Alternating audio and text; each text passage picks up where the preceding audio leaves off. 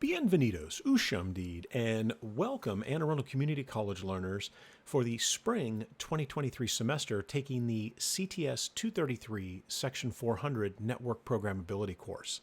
This is the Cisco Networking Academy's DEVASC 200-901 Certification Exam Preparation course, and in this video tutorial we're going to be coming to a close here almost on Lab 1.3.3. And we're going to be looking at part 5 of that lab, which is going to have us focus in on reviewing the input function. And so let's go ahead and dive in.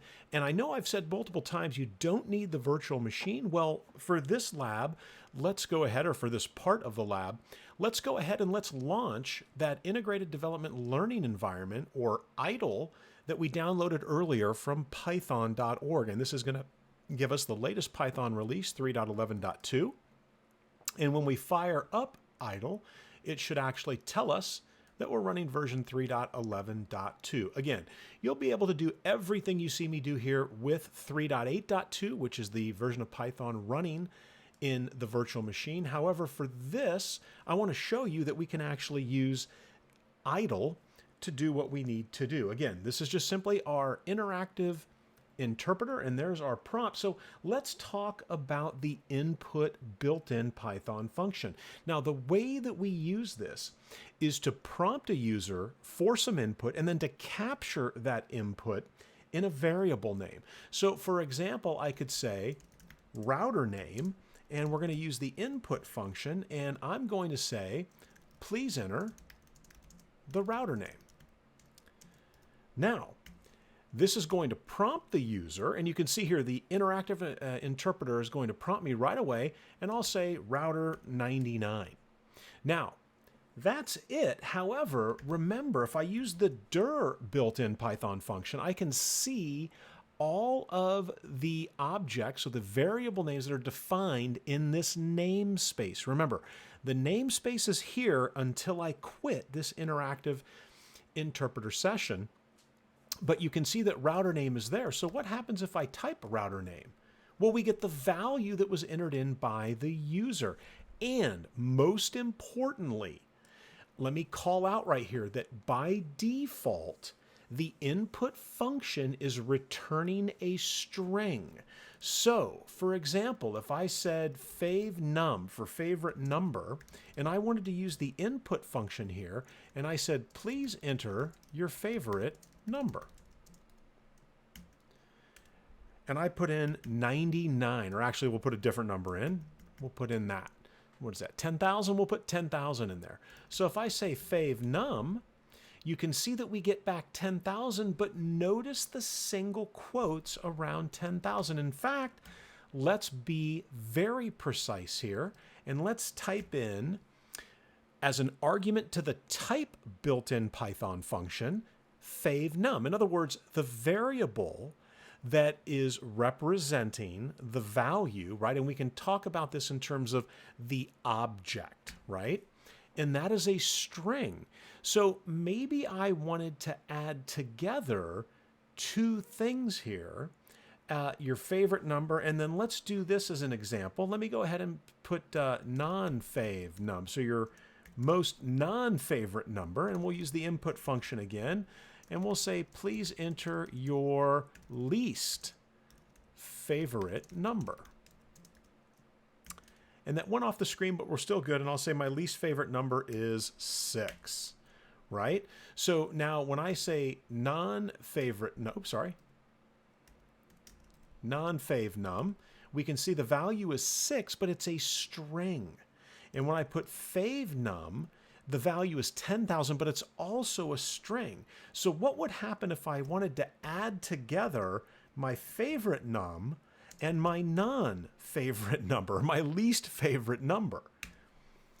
Well, you can see that it doesn't actually do what we think it's going to do. Now, you might be looking at this saying, oh yeah, 10,006, but not so fast. There's 10,000 right there. So this number is now 100,006. So what actually happened here? Well, we concatenated, right, or brought together the two string values. And if I was to do something like this down here and say fav num, and then let's do a comma, and then non-fav num, you can see that we get back this tuple here, but it's showing you that these are two individual string values. So when I tried to add them thinking that they were integers, Python says, well, I use a loosely typed system, that duck typing, right? So if it walks like a duck and it quacks like a duck, then it's probably a duck. And in this case, well, if they look like strings and they're, input returned strings, I'm going to treat them like strings and I'm going to concatenate them together. I'm not doing any kind of mathematical addition here. So how would we handle that? What if I wanted to get integers back? Or if I wanted to get floats back? How would we do that? Well, it's not that difficult. We're going to do something called type casting. And what that means, I want you to think of it like this, like casting in a movie. You're going to be cast to play a role. In other words, you're yourself, but you're cast to play some role in the movie. And the same thing is true with typecasting here, is we're going to have strings, but we're going to cast those to be integers, right? So they're going to be integers for our program purposes here. And so what does that look like? So let's try this again. Let's just say num1, and I'm going to say int. So I'm going to enclose the entire input function, right? Or I'm giving that to the integer function as an argument. In other words, whatever the user enters in, input says, yep, it's a string. But now that we're providing what input is going to be returning to the integer function as an argument, it's going to return an integer, right? So let's finish this up here. So I'll say, please enter number 1. Or well, I'll just put, please enter a number. All right, so please enter a number. Now remember, we need to have the 2 parentheses there, right? Because inside of the integer function, we have the input function. So whatever the user enters in here, and I misspelled please there, I can probably fix that. But whatever the user enters in here, it's going to be converted or cast to be an integer. So please enter a number, we'll say 100. Now, let's do another one here, num2, and it's going to get the value of whatever the integer function has as its argument, and the argument that the integer function is going to have, please enter another number. And our other number will be 25, right? So now we can confirm. If I say num1, you'll notice there are no single quotes around it. If I say num2, there are no single quotes around it. And again, this built-in Python function type is very handy to check to see, well, what data type is num1? Ah, it's an integer because we typecasted it, right? We've casted it from a string to become an integer. And we did that all in one line right there. And let's say type num2 to confirm that these in fact are integers. So now when I say num1 plus num2, we're not going to see 10025. We're going to see 125 because Python looks at those 2 variables and says these are integers. And if they're integers, well, when the plus sign's between them, I'm going to do what you do and add them together. And we get 125. Instead of our previous example where Python looked at this and said, well, those are strings, so the plus sign isn't a mathematical operation. I'm going to concatenate or bring those 2 strings together into a single string. And so this is how we can use the input function. And again, you'll see an example in the lab where they're using the print function. However, we don't need to use it, but let's take a look at this and see what it might look like. So here I can say the value, or let's say the sum of num1 and num2 is, and we've already seen some examples as to how to do this. Whoops, sorry. We've seen some examples as to how to do this. We want to add num1 and num2 together. So could I say num1 plus, and actually let me not forget my closing tick there. Could I say num1 plus num2? And let's see what happens here. What does that print out? Perfect. Does exactly what we hoped it would do. Now, we could also, with our strings up there, we could use concatenation. So I could say something like this. With my strings, we could concatenate. And I can say my favorite number is, and so here we're going to concatenate things together. So let me close, oops, sorry, let's put a space there, right? We'll close it. We'll do the concatenation operator, and I'll say fav num, and then we'll say the plus sign here, and then we'll start a new string, and my least favorite number is, and I'll put a space there because we're going to concatenate it with non-fav num, which is what I think I used. I did. And we can just kind of leave it at that. So let's hit enter and see what we get there. So my favorite number is 10,000 and my least favorite number is 6. And again, that was an example of using concatenation to create the string that we wanted to have printed because we had other strings. Remember, if I tried to concatenate a string with an integer, we're going to get the type error telling you, hey, I can't concatenate two different data types like that, a string and an integer. It's not going to work. All right, so now we're going to get down to where they're asking us to actually create a script that collects some personal information. It wants the first name, the last name, and the location and the age of the individual, and then we're going to have a sentence that gets printed out.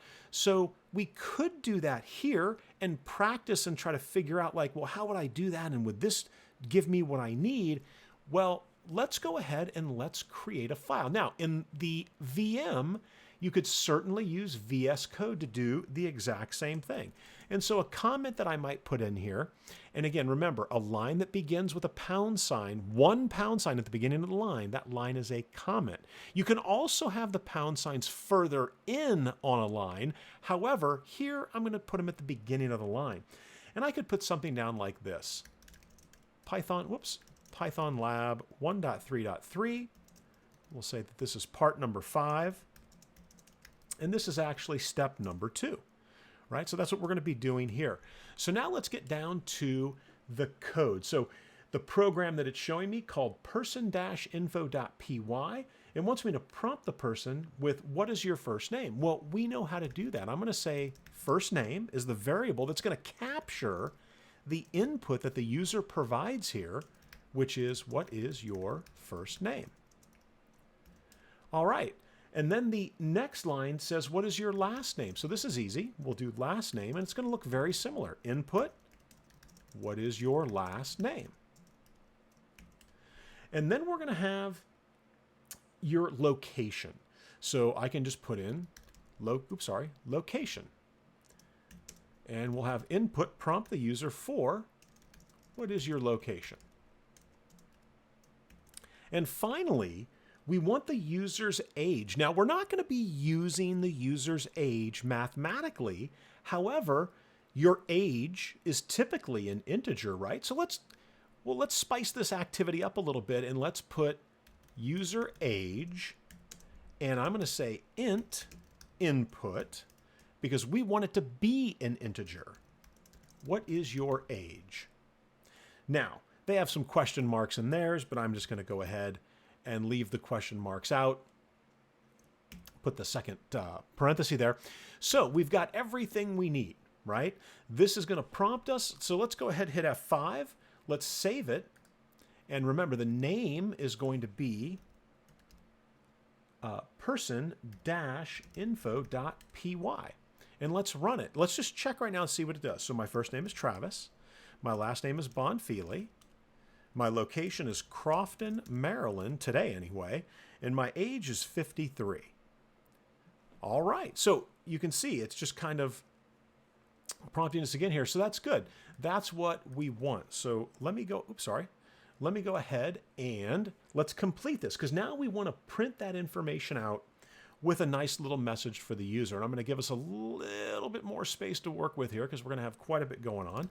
Now remember, in the file, in the Python file, I need to use that print command if I want to have these things print out for us.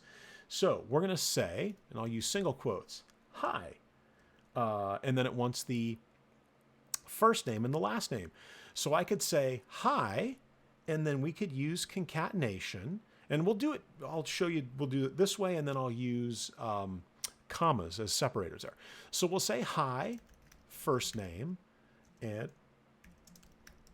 whoops, last name. And we might even need a space in here, so let's do that right now. Let's just go quote space quote, and then the plus sign. So hi, first name, last name, and let me see, is there an exclamation mark? They have an exclamation mark in there, so we're going to concatenate that. And then it has the rest of the sentence that we'll concatenate here, and we'll say, it says your location. So I'm going to put a space at the beginning there, so there's a space after the exclamation mark. And this is going to say your location is, and so it wants the location here, so we're going to put a plus sign to concatenate location to that with another plus sign, because now we're going to concatenate the rest of this here that says, and you are, and this is where we need the user age, right? So we're going to do concatenation here. Now remember, I can't say user age. That's not going to work. In fact, I'm going to give us even more room to try to keep this all on the screen at one time. That's not going to work because remember, user age is an integer. We would get a type error here. But remember, we can use the string function and convert that to a string for the purposes of the print command here. So now it is still a string, and we can continue our concatenation, and we're going to want to say years old. And that's it. And so that right there, if we hit F5, we save it, we run it, that should give us what we want. So let's take a look and see if there's anything we need to touch up here, or if we nailed it on the first try. So I'm going to say, oops, sorry. We're going to say Travis, I can't type my own name tonight, Bonfili, location, Crofton, Maryland, age 53. And what do you think?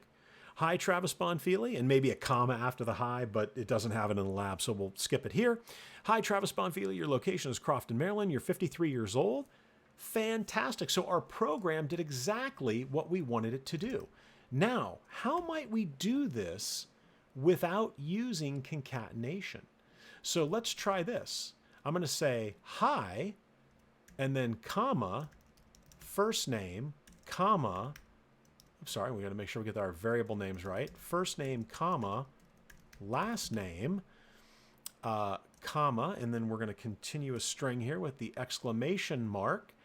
And actually, we can put a space. Your location is, and we'll end our string. I'm sorry, we'll end our string there and say location.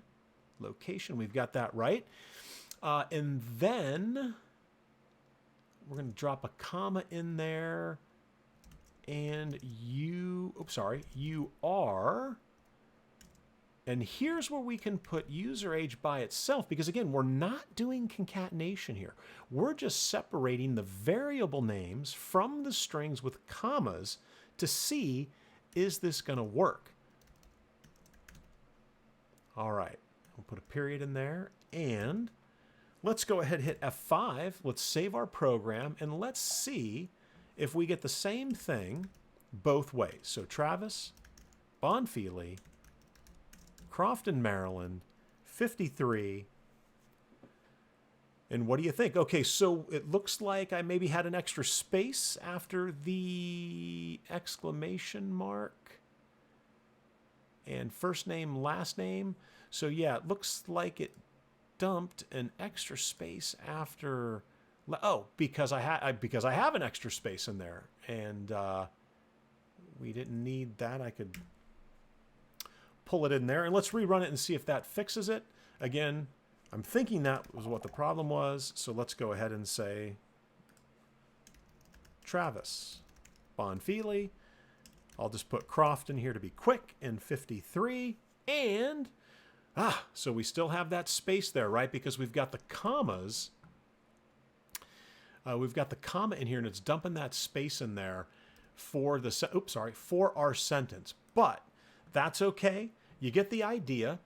This is how we would use the input command to satisfy the requirements for step number 5. All right, well, you can go ahead and take this code and kind of mess around with it and see, what did I get wrong there? How would we fix that exclamation mark, right? What do you think is going to fix the exclamation mark, the extra space after the last name? Or can we fix it with the way we have it there on that second print line? Or do I have to do concatenation there possibly? Okay, well, that is going to do it for Part 5 of Lab 1.3.3. Again, thank you for watching. Hope you're enjoying the course so far. And as always, I hope to see you in the next video.